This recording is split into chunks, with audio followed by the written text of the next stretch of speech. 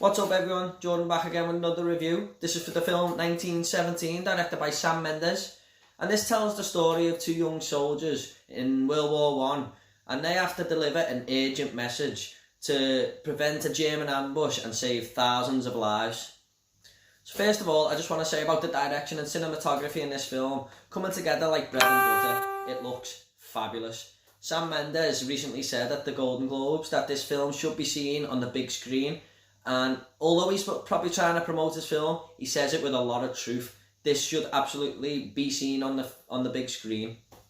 So yeah, I do agree with him wholeheartedly, and I'm glad I took the opportunity now to do it. And if you're going to see this film, or you really want to see it, this is the time for you too. Now, you may have heard that this film is meant to look like it's in one shot. That is absolutely true. And it does. But when I went, I had that in my head before it, and I was looking for the moments where they might have edited it to merge it together.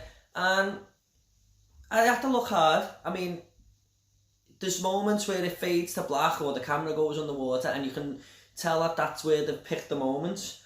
But really, if I didn't go in with that mindset, I probably wouldn't have noticed, and it would have looked like one shot. Of course, you cannot film this whole movie in one shot. It's impossible. But what they done to make it look like this was fabulous. It was absolutely incredible. And there's some moments in this film that give it that extra bit of oomph. And there was this one moment where one of our main characters is running along the top of a trench, and all these soldiers are running behind him, you know, ready to battle it out, and there's explosions going off and everywhere, and he's running as fast as he can towards the camera, and it really is something to behold. It looked brilliant. It was the best scene in the film, and that is a piece of cinematic genius right there when you see it. And that does take us on to the main characters. These are played by Dean Charles Chapman and George McKay. I've seen them here and there in little things, but I don't really recall them as big roles or anything major I've seen them in. But they done a good job of what was asked. But that was the problem, really. I mean, they didn't have a lot of material to build, to work with in terms of character development, and that, along with the story, lies the main problem with this movie. And that might be understandable that these characters weren't given much character building, because the film does take place over a day, but I just think they could have been given a little bit more to work with. And that's the problem with the story too. It's just basically these two characters that we have go from A to B, and that's it. I mean, there is some good moments thrown in though, like they have to overcome a lot of obstacles, and there's a brilliant score to go along with some of these tense moments. There's also a lot of different environments that they have to go to. It's not just across a big field. I mean, we've got woods, we've got caves.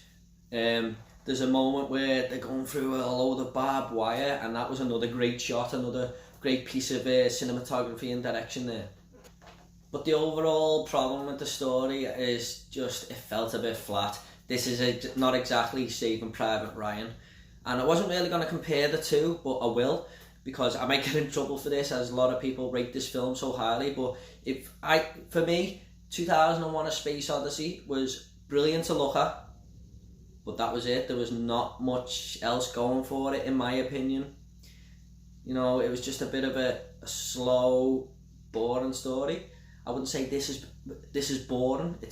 I like this story a little bit better, but they are two films I can compare, even though one's a sci-fi, one's a war film. I get that, but what I'm trying to get at is the way the story and how it looks sort of don't match.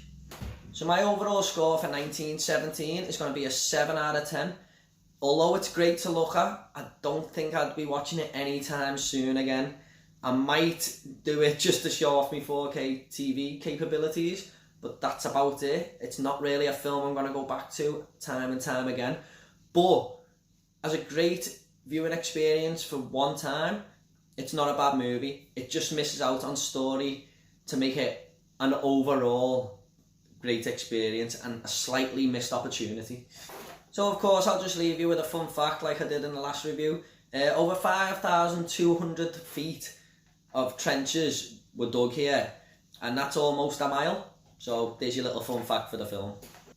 Okay everyone, so thank you so much for watching, and I just want to say thank you so much to everyone who subscribed, and if you want more videos please subscribe, but I'm just thankful that people actually take the time to watch these videos, and I hope you enjoy it. I've got a lot more coming, and I'll see you all later.